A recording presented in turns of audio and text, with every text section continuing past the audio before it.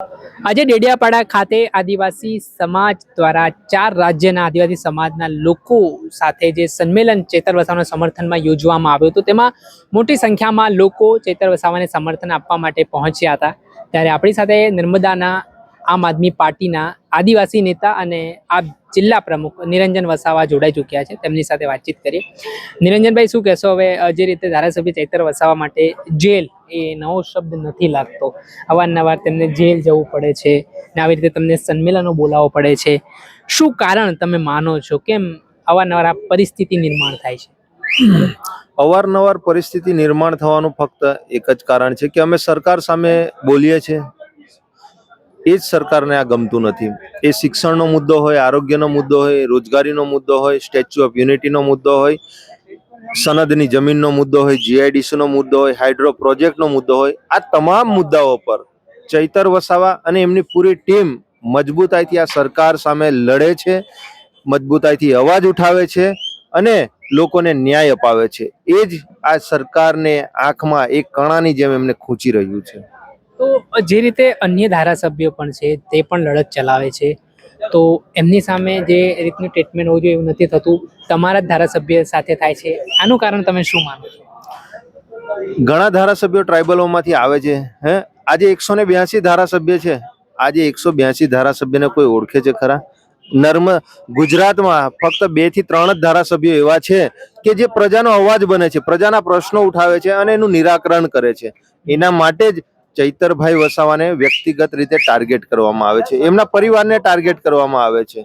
આ જે કેસ છે એ ફક્ત ઉપજાવી કાઢેલો કેસ છે અને ચૈતરભાઈ વસાવાએ જે જિલ્લા પંચાયત અહીંયા ગાડી બનાવી છે, તાલુકા પંચાયતો બનાવી છે અને જે એમને જવાબદારી આપવામાં આવી હતી 500 સીટોની, એમાંથી ચૈતરભાઈ 400 સીટો એકલા જ છે। આજે ચૈતરભાઈ સાથે આજે ગુજરાત નહીં, મહારાષ્ટ્ર, મધ્યપ્રદેશ અને રાજસ્થાનના લોકો એમની સાથે છે, ધારાસભ્યો એમની સાથે છે, સાંસદો એમની સાથે છે, જે રાજકીય મોટા મોટા જે સંગઠનો છે, સામાજિક સંગઠનો આજે એમની સાથે છે। આજે તમે જોયું હશે, આટલો વરસાદ પડવા છતાં પણ આજે લાખોની સંખ્યામાં આજે ભીડ ઉમટી પડી। આજે એટલો વરસાદ પડી રહ્યો છે તેમ છતાં લોકો વરસાદમાં ભીના ભીના પણ આજે ચૈતરભાઈના સમર્થનમાં આવે છે। જ્યારે અમે લડતા હતા ત્યારે ચૈતરભાઈ એકલા હતા, આજે તો ચૈતરભાઈએ લાખો ચૈતરભાઈ પેદા કરી દીધેલા છે। આજે નર્મદા નહીં, ઉમરગામથી અંબાજી નહીં, આજે સમગ્ર રાજસ્થાન, મધ્યપ્રદેશ, મહારાષ્ટ્ર થી લઈ અને એમપી સુધી આજે ચૈતરભાઈ પેદા થઈ ગયેલા છે। એ જ જો અમારો અવાજ દબાવવાનો પ્રયત્ન કરશે આવનારા દિવસોમાં આ ભારતીય જનતા પાર્ટી, તો આજે હવે લાખો ચૈતરભાઈ પેદા થયા છે।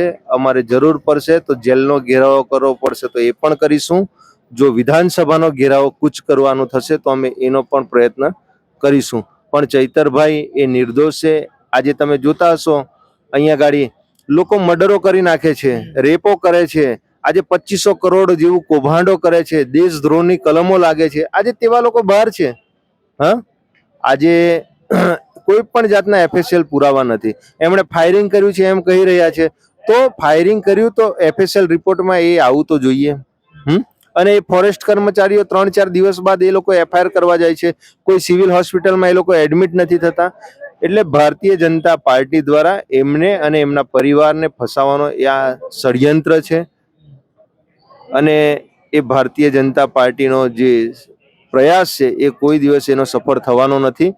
અમે અમારી પર ખોટા કેસો કરશે, ખોટી એફઆઈઆરો કરશે, જેલ ભરો આંદોલન કરવાનું થશે, તો આવનારા દિવસોમાં આ પ્રશાસને, ગુજરાત સરકારે જેલો પણ મોટી કરવી પડશે। નિરંજનભાઈ, સાંસદ મનસુખ વસાવાનું એવું કહેવું છે કે 18 દિવસનું જે બાળક જેલમાં ગયું છે એના માટે અમે પણ લડી રહ્યા છીએ, પણ આમ આદમી પાર્ટીના નેતાઓ અને આદિવાસી અમુક નેતાઓ છે તે રાજકીય સ્ટન્ટ કરી રહ્યા છે ને ભાજપને બદનામ કરી રહ્યા છે। આ જે કેસ કરવાનો જે મેન કરતા હરતા છે એ જ આ મનસુખભાઈ છે। મનસુખભાઈ એ ગામના જમાઈ છે અને આ એમનો મત વિસ્તાર છે, 35 વર્ષથી અહીંના સાંસદ છે, તો મનસુખભાઈએ એ ખેતર રાત્રિના દરમિયાન કાપી નાખ્યું 4 થી 5 એકરનું, તો કેમ એ ભાઈના પડખે નથી ઉભા રહ્યા? જે ગામના સાંસદ, જે ગામના જમાઈ છે, એ ગામના ખેડૂતનો કપાસ કાપે છે, એને સનદની જમીન આપેલી છે, આજ દિન સુધી એ પરિવારની કોઈ દિવસ આ સાંસદશ્રીએ મુલાકાત લીધી છે? બીજું કે 17 દિવસનું બાળક ગોરા અંગ્રેજો જ્યારે અહીંયા ગાડી રાજ કરી ગયા તો ગોરા અંગ્રેજોએ પણ જો કોઈ મહિલા આવી એ હોય તો એમણે પણ ભૂતકાળમાં આવા યુદ્ધો થતા હતા તે અટકાવી દીધા હતા. પણ આ કાળા અંગ્રેજની જે આ સરકાર છે, આ જાડી ચામડીની ભારતીય જનતા પાર્ટીની, આ એના રાજમાં તમે જો 17 દિવસનું બાળક, આજે તે નિર્દોષ બાળક આજે જેલની પાછળ છે. બીજું કે બીજી બેન છે એ પણ આજે પ્રેગ્નેન્ટ છે, એમને પણ 7મો 8મો મહિનો ચાલે છે. પણ ભારતીય જનતા પાર્ટીને એની સત્તાનું ઘમંડ છે. એ જે આવનારા દિવસોમાં એમને 2027માં એમને પરિણામ અમે બતાવી દઈશું અને જડ મૂળમાંથી એમને આ ગુજરાતમાંથી કાઢીશું. આજે સમગ્ર સમાજના લોકો અહીંયા ગાડી આવ્યા હતા, કેમ કે લોકો જાણી ગયેલા છે કે આ નર્મદા, આજે ગુજરાતની પોલીસ હોય કે ફોરેસ્ટ કર્મચારીઓ હોય, એ બધા આ ભારતીય જનતા પાર્ટીની કઠપુતળી બની ગયેલા છે. એ લોકો કે એવું જ એમના જે આકાઓ કે એવું જ એ લોકો આ કામગીરી કરે છે અને અમારી લોકો પર ખોટા એફઆઈઆર, ખોટી કેસો કરે છે, ડરાવવા ધમકાવવાનો પ્રયત્ન કરે છે. પણ આવનારા દિવસોમાં એ અમારી પર ખોટા કેસો કરે, ખોટી એફઆઈઆર કરે, એનાથી અમે બિલકુલ ડરવાના નથી. અમે આ સરકાર સામે મજબૂતાઈથી લોકોના પ્રશ્નો ઉઠાવશું અને લોકોને ન્યાય અપાવવાનો પ્રયત્ન કરીશું. અત્યારે ભરૂચવાડી એક મેટર થઈ હતી, જે મેટ્રોપોલિટન કંપનીમાં તેમની સામે 3 ફરિયાદો થઈ, શરતી જામીન પર હતા છતાંય. તો અત્યાર સુધી ટોટલ 22 જેટલા કેસો ધારાસભ્ય સામે થઈ ગયા છે. તો જો એમનું ધારાસભ્ય પદ પણ જોખમમાં છે અને જો સજા યથાવત રહે છે તો એ ચૂંટણી પણ નહીં લડી શકે. તો આ આમ આદમી પાર્ટીને આદિવાસી વિસ્તારમાં કેટલું મોટું નુકસાન માનો છો જો આવું થાય તો? ચૈતરભાઈ પ્રજાનો અવાજ બને છે. તે મેટ્રોપોલિટન કંપની જે છે ત્યાં ગાડી જે આ ઘટના બની, એ 7 થી 8 દિવસ પહેલા જે ઘટના બની હતી, ત્યાં ગાડી ભાજપના સાંસદનો એ મત વિસ્તાર છે, ત્યાંના ધારાસભ્યો, લોકલ ધારાસભ્યોનો એ વિસ્તાર છે. પણ 7-8 દિવસ સુધી એ પરિવારો, જે 3 લોકો મૃત્યુ પામ્યા હતા, એમને કોઈ જોવા નથી ગયું. અને જે લોકોને સુરત હોસ્પિટલમાં એડમિટ કર્યા હતા તેવા લોકોને પણ કોઈ મળવા નથી ગયું. અને તેમને જે સહાય, જે ટ્રીટમેન્ટ આપવાની હતી, જે સુવિધાઓ પૂરી પાડવાની હતી હોસ્પિટલમાં, એ પણ આ લોકો પૂરી પાડી શક્યા નથી. જ્યારે એમના પરિવારોને જો ન્યાય ના મળ્યો તો એમણે ચૈતરભાઈ પર અપેક્ષા રાખી કે ચૈતરભાઈ આવીને અમને ન્યાય અપાવશે.